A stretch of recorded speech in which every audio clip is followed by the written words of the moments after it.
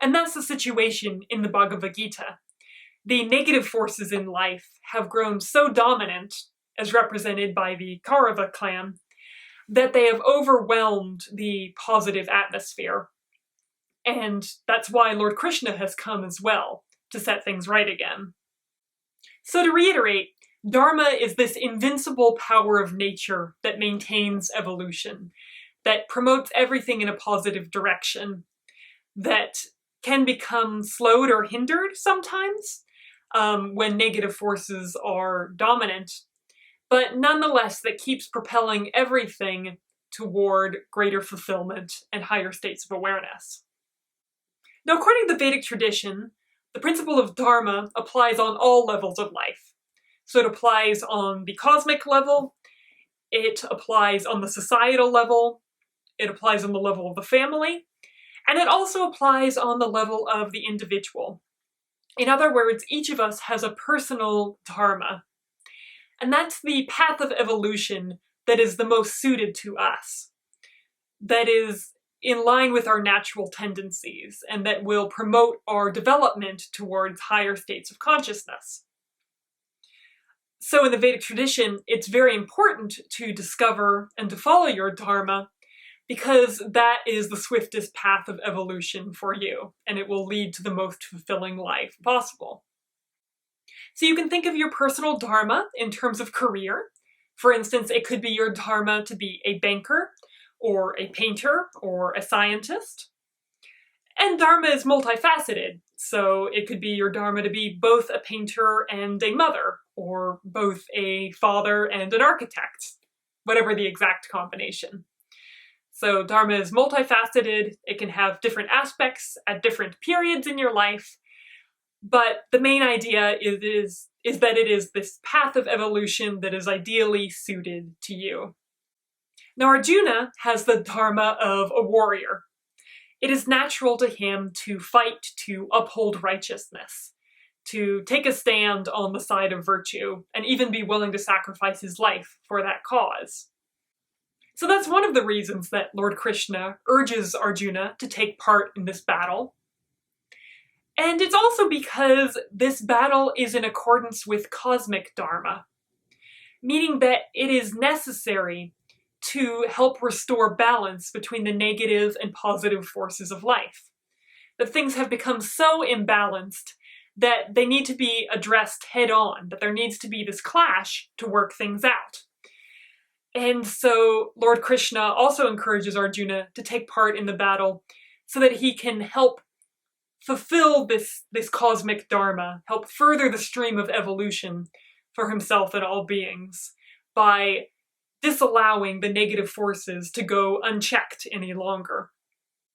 In other words, again, the negative forces have become so dominant that they have hampered the natural flow of evolution, and they need to be addressed directly before dharma can flow smoothly again and promote the evolution of all beings.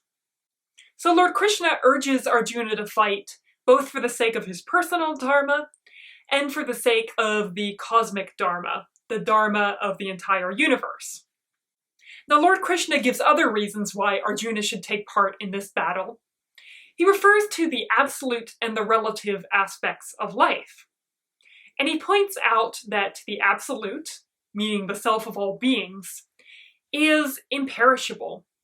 So it is immortal and eternal and beyond change and indestructible. So if this is the self of all beings, that means that even Arjuna's enemies are fundamentally immortal. And in this sense, even if they are slain on the battlefield, their consciousness will continue to endure. And so Lord Krishna points out that even by killing others, you are not going to touch their fundamental eternal bliss consciousness. That will remain untouched by anything that occurs in relative life. So he is trying to allay some of Arjuna's concerns with regards to doing harm to the enemy. He's pointing out that actually their ultimate self is beyond any harm that you could possibly do. And of course, this point about immortality applies to Arjuna as well. If he is killed in the battle, his consciousness will also continue to endure. And so he does not need to fear for his own life either. So to recap, according to the Bhagavad Gita, the fundamental self of all beings is immortal. And in that sense, death is not the final end for anyone. Another important principle in the Bhagavad Gita is that of the three gunas.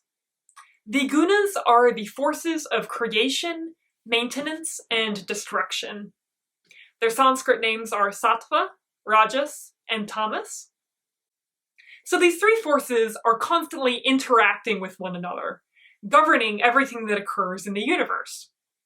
Sometimes the force of creation is dominant, sometimes the force of destruction is dominant. The third force, the force of maintenance, it supports the other two forces at different times.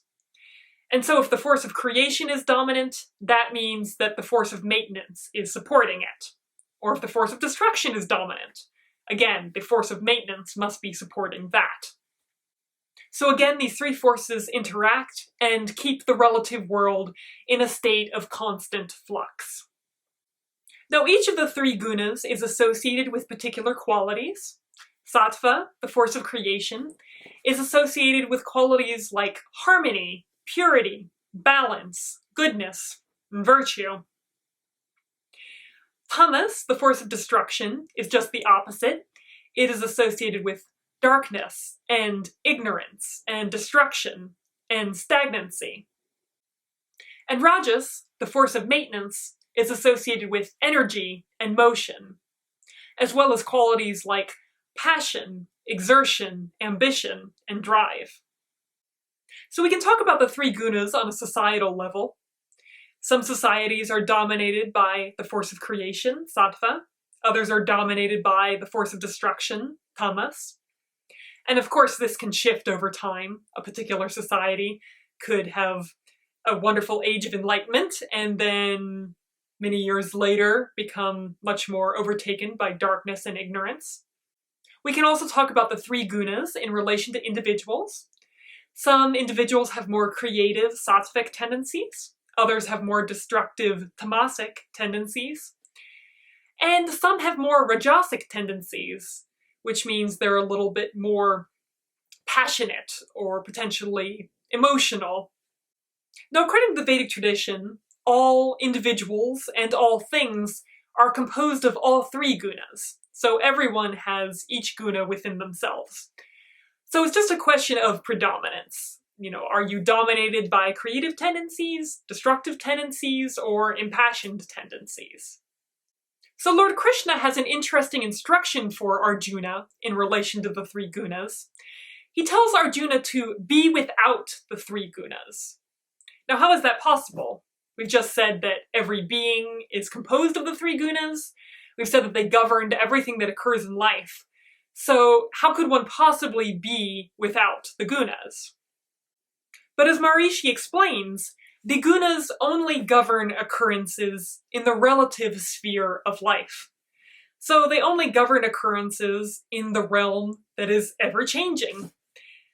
The gunas do not touch the absolute. They don't touch that state of eternal bliss consciousness, that immortal state that is beyond all causation, beyond time and space.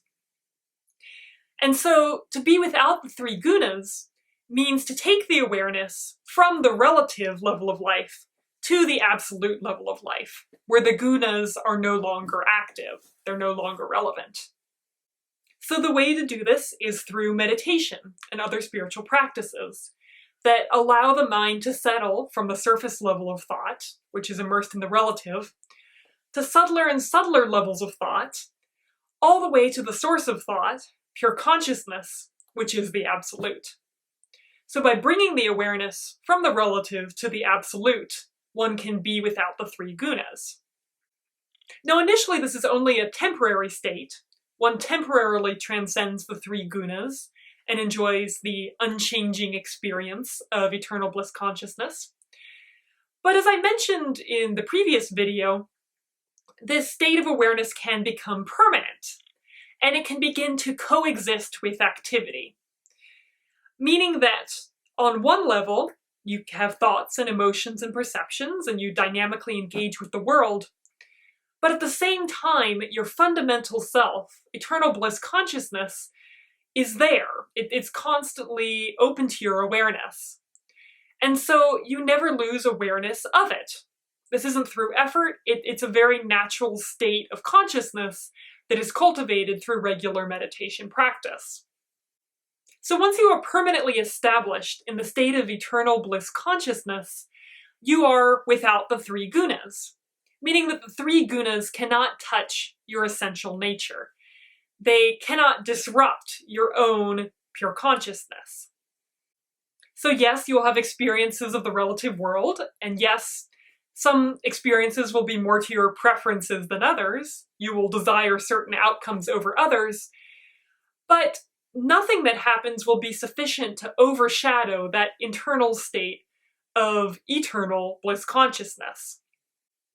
And so you can continue to live in the world of the three gunas, and yet be without them, meaning be identified with a level of reality that is beyond them, that is transcendental, that cannot be affected by them. So Lord Krishna encourages Arjuna to be without the three gunas, and he also provides a meditation technique with this goal in mind. This takes place a bit later in the Bhagavad Gita, but Lord Krishna gives instructions for how to go and find a secluded place and to take the awareness inward and to experience one's essential nature firsthand, to enliven that state of eternal bliss consciousness and then to live on that basis.